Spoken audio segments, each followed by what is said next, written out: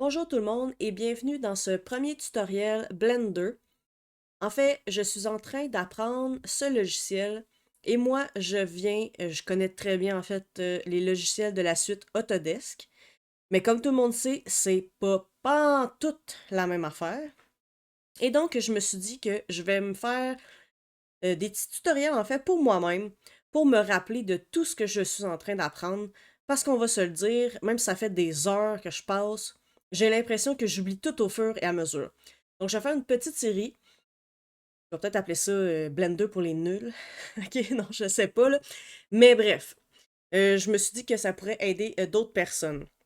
Donc, les premières choses là, que moi, je voulais savoir quand j'ai ouvert le logiciel et je voulais commencer à modéliser, c'est si je pouvais, en fait, y aller avec des unités réelles. Et évidemment, on peut. Donc, pour savoir quelles sont les unités, ici, dans la petite bande, il y a le petit cône. On peut cliquer et nous avons ici unité. Donc, on voit qu'on est en métrique, on pourrait utiliser impérial. Ici, on voit qu'on est en mètres. Moi, j'aime bien le métrique et les mètres, mais on pourrait utiliser également les millimètres et changer le unit scale. Moi, je vais le laisser comme ça. Donc, ça, c'était la première chose que je voulais savoir. Ensuite, comment faire pour que mes objets soient exactement de la bonne dimension? On peut sélectionner. Ah oui, et la première chose que je me suis perdue la première fois, euh, j'avais cliqué sur la touche W. Et lorsqu'on fait W, ça change le mode de sélection. Là, je me demandais pourquoi j'avais ce mode-là, OK? Et en fait, c'était à cause du W. Donc ici, ça change le mode de sélection. Très important à savoir. Là, on peut rester comme ça pour pouvoir sélectionner chacun des objets. Donc, lorsqu'on sélectionne un objet, ensuite, on peut faire la touche N au clavier et ça va ouvrir le petit menu ici avec les options. Donc, on peut ici voir le scale que j'ai utilisé pour l'objet, mais également ses dimensions. Donc, on peut voir que ça fait 4 mètres, 13,8 et 1. On peut également changer directement ici. Je pourrais écrire par exemple 8 mètres. Donc, voilà. Pour refermer le petit menu, on refait la touche N au clavier, comme ceci. Ensuite, moi, j'aime bien, en fait, dupliquer mes objets, mais également les déplacer, mais souvent par rapport aux autres objets. Et là, au début, j'étais vraiment perdue, parce que pour déplacer un objet qui est sélectionné, on peut faire avec la touche G. Donc là, on voit qu'on est un peu en freestyle de déplacement. Et évidemment, moi, je veux vraiment venir le positionner par rapport aux autres objets. Donc, si on fait le clic gauche de la souris, on va dire qu'on approuve cette action. Évidemment, c'est pas là que je voulais le placer.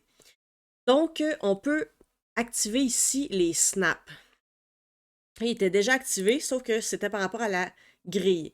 Mais moi, pour les objets, je trouve que c'est vraiment pratique d'utiliser vertex. Le vertex, c'est les coins des objets.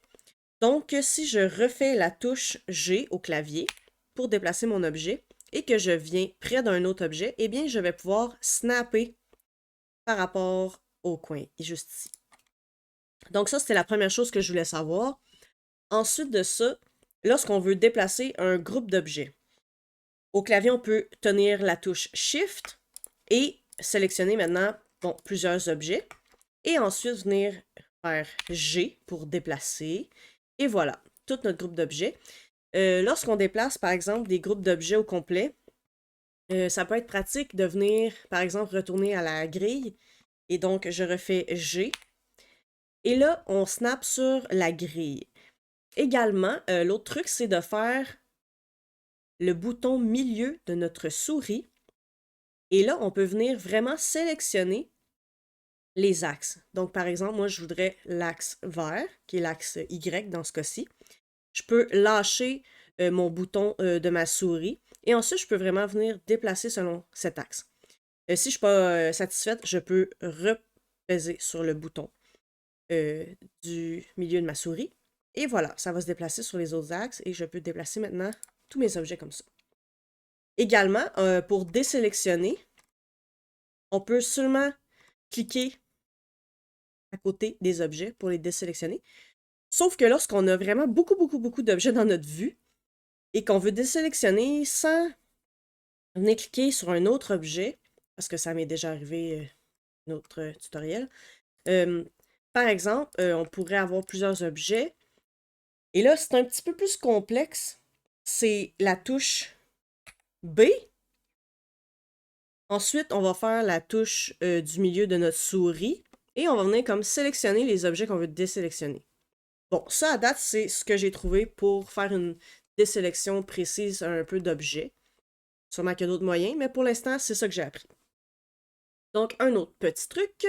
Ensuite de ça, ce que je veux faire souvent, c'est dupliquer un même objet. Donc, par exemple, je sélectionne celui-là. Ça va être la touche Shift D pour venir dupliquer. Lorsque je fais ceci, là, on peut soit déplacer notre objet selon les méthodes que j'ai expliquées avant, ou également, on peut soit faire le clic droit de la souris, il me semble, et l'objet va être dupliqué, mais va venir s'insérer exactement au même endroit. On peut faire également la touche Escape, qui va avoir le même effet. Donc, par exemple, je clique ici, Shift D, et je fais Escape, et mon objet va s'être placé au même endroit que l'autre. Donc, ça, c'était super pratique pour moi. Également, une autre chose que je voulais savoir dès le départ, c'est ce petit curseur, si on le... Comment je pourrais dire ça? Si on le déplace là, par mégarde, ok, sans faire par exprès, parce que ça m'est arrivé quand même souvent, on peut faire Shift S pour ouvrir ce petit menu avec plusieurs en fait options. Mais on peut choisir ici là, Cursor to World Origin. OK. Ça va replacer le petit curseur à l'origine. Ce que moi, je capotais première fois que je n'étais pas capable de le replacer. Donc, ça, c'était aussi une des premières choses que je voulais savoir. Ensuite de ça, moi, lorsque je modélise, j'adore venir cacher des objets. Parce que là, souvent, quand tu es rendu avec vraiment beaucoup, beaucoup d'objets dans ta vue, c'est compliqué. Mais on peut venir faire la sélection et ensuite, on fait au clavier H. Et voilà. On peut également sélectionner plusieurs objets et faire H pour les cacher. Lorsqu'on veut maintenant les faire réapparaître, c'est Alt H. Et voilà, tous les objets vont revenir dans la vue. Bon, ce qui est excellent parce que moi j'utilise ça à profusion lorsque je modélise. Je pense que ce tutoriel il va être assez long. Donc ça, c'était vraiment les premières choses auxquelles je me suis attardée dès le départ en ouvrant le logiciel. Donc merci!